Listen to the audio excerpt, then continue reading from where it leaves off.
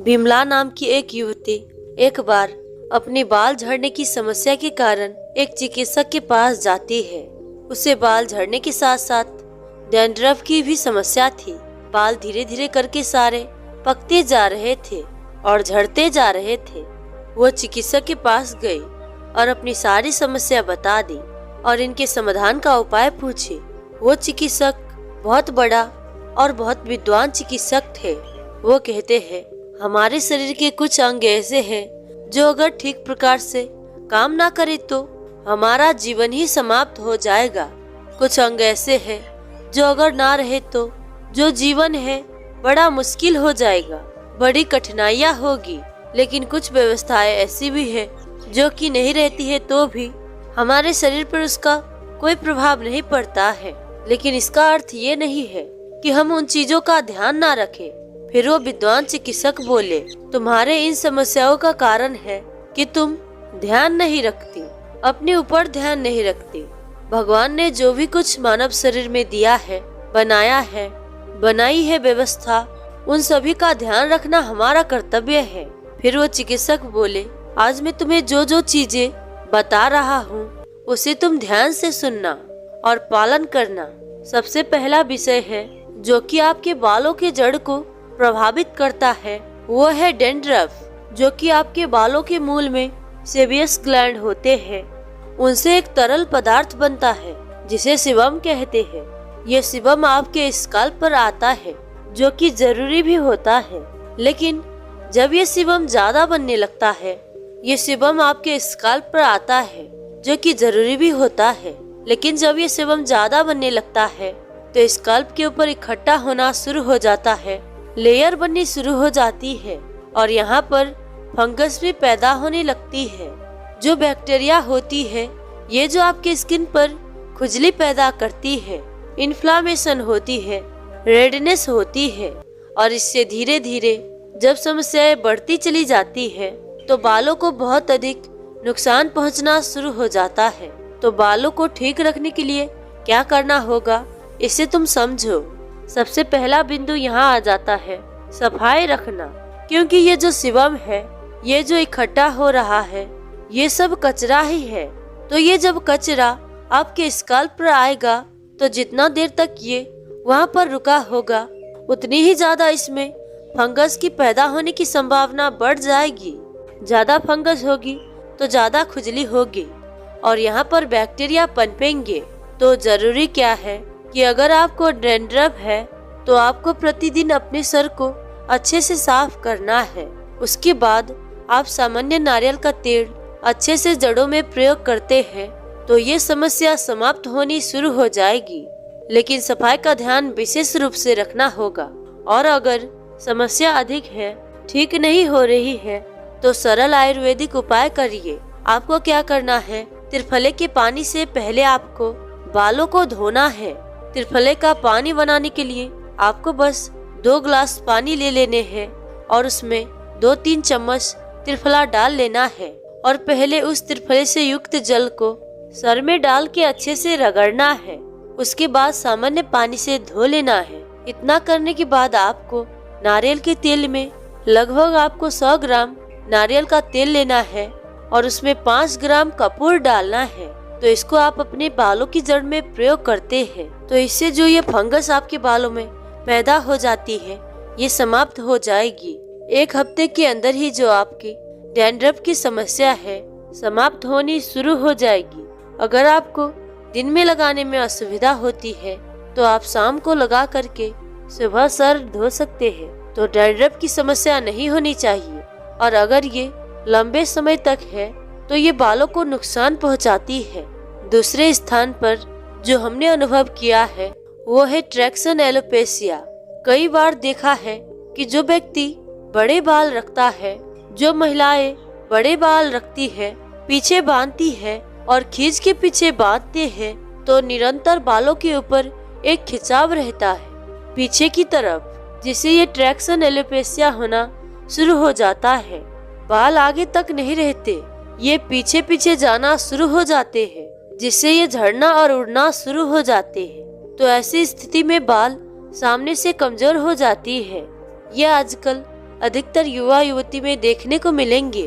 तो अगर आप बड़े बाल रखते हैं और पीछे खींच के रखते हैं तो आप देख सकते हैं जो बाल सामने की ओर है उससे आप एक बाल को फाड़ेंगे, उसकी जड़ को देखें और फिर पीछे से एक बाल को फाड़े, उसकी जड़ को देखें। अगर आपने जो सामने की तरफ से बाल फाड़ा है और उसकी जड़ आपको कमजोर दिखाई देती है, वो सहजता से फट जाता है, तो समझे ये सामने वाला जो बाल है वो कमजोर होता जा रहा है।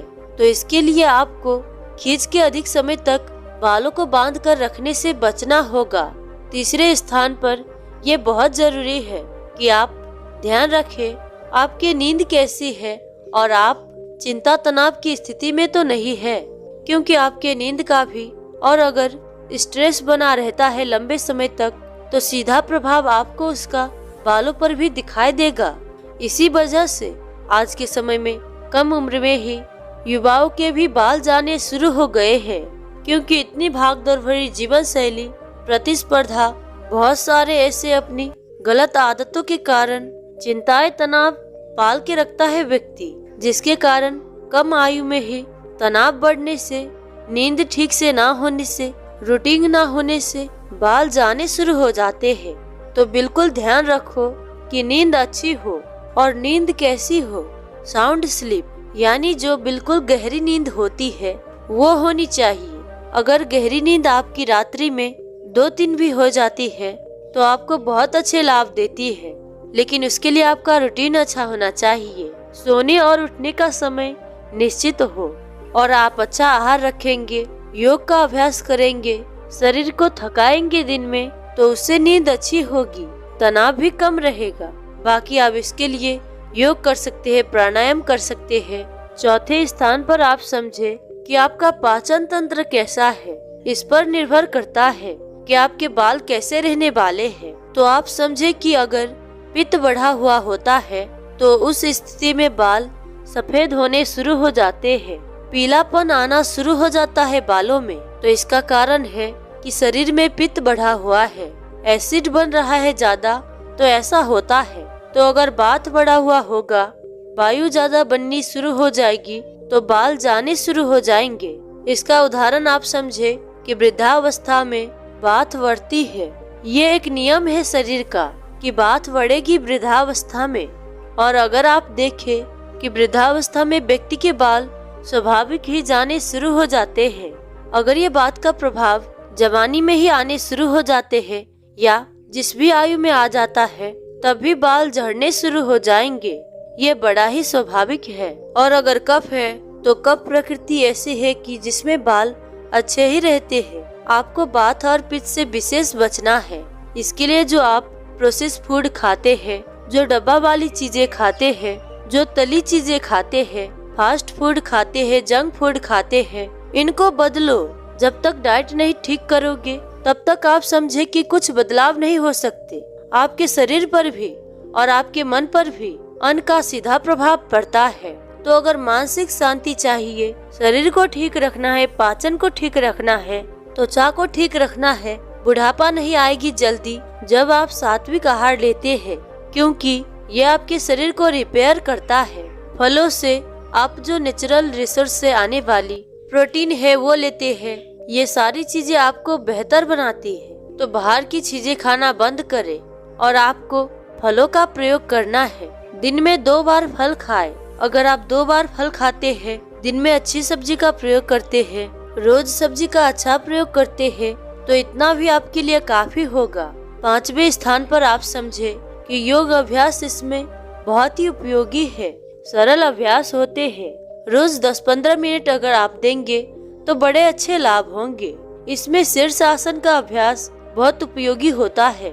यदि सामान्य रूप से नहीं कर पाते हैं तो दीवार के सहारे करें। सूर्य नमस्कार का अभ्यास करें। योग अभ्यास आपको निश्चित रूप से करना है, ये बड़ा ही उपयोगी होगा।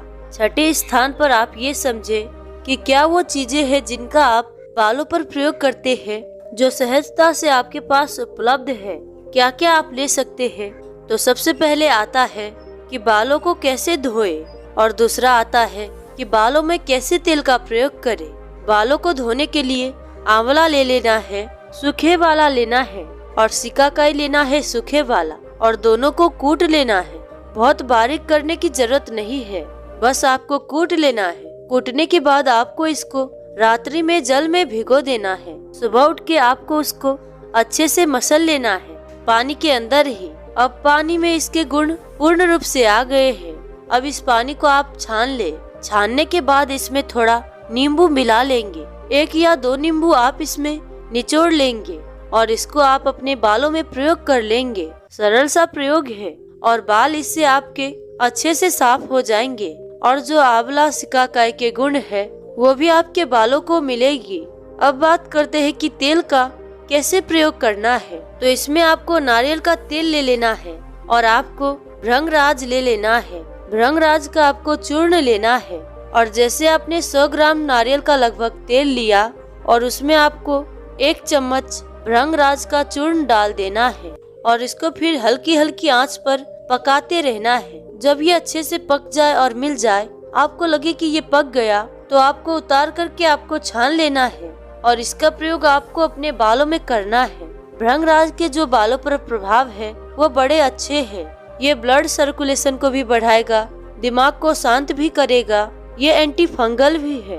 फंगस जो बालों में हो जाती है उसको भी ये समाप्त करता है। विटामिन ई मिलेगा आपको और ये बालों की जड़ों को मजबूत करेगा, पोषण देगा। ये बहुत ही अच्छा और उपयोगी औषधि आपके लिए रहने वाली है। इसका बड़ा सरल सा तरीका है बनाने का। इसे बनाने का बड़ा सरल सा तरीका है। इस तरीके से बना करके बालों में तेल का प्रयोग और जो पहले बताया गया है बालों को धोने का तरीका, अगर आप इतना करते हैं, बालों को इन सब केमिकल से बचाते हैं और साथ ही साथ डाइट में सारी गलत चीजों को छोड़ देना है और अधिक से अधिक फलों का प्रयोग करना है। जो मौसम के फल प्राप्त होते हैं इनको खाए और सात्विक आहार बना हुआ अच्छा सुपाच्य भोजन करते हैं तो ये आपको सारी समस्या से दूर करेगा। और जो नियम आपको आज बताए, बस इतना अगर आप प्रयोग कर लेते हैं तो 100% गारंटी है। चाहे बालों में डैंड्रफ की समस्या हो, चाहे बाल सफेद होने की समस्या है, बालों के जड़े कमजोर होकर झड़ना शुरू हो गए हैं, सब चीजों में आपको लाभ मिलेंगे। उसके बाद बिमला उस चिकित्सक से बोली, आपके सारे नियम, आपके सारे तरीके समझ में तो आए, लेकिन इसके लिए क्या कोई औषधि भी है जिनसे कि मुझे कोई उपाय करना ना पड़े? तब वो चिकित्सक बोले, इसके बहुत सारे औषधि है पर कोई लाभ नहीं होंगे। जो हमने आज नियम बताए हैं इसको आप अपने बालों पर प्रयोग करें, बताए अनुसार के खान पान का इस्तेमाल करें, आपकी बालों से संबंधित सारी समस्या खत्म हो जाएगी। उसके बाद वो बिमला उस चिकित्सक का धन्यवाद कर अपने घर वापस आ गई और जैसे उन्हें बताए गए उन्हीं नियमों का पालन करने लगी। तो दोस्तों, अगर ये कहानी आपको पसंद आई हो तो वीडियो को लाइक और चैनल को सब्सक्राइब जरूर करें। साथ ही साथ अंत तक इस वीडियो में बने रहने के लिए मैं पूजा शर्मा आप सभी का दिल से बहुत बहुत धन्यवाद करती हूँ। तो मिलते हैं ऐसी किसी और वीडियो में, तब तक के लिए अपना ख्याल रखें। धन्यवाद।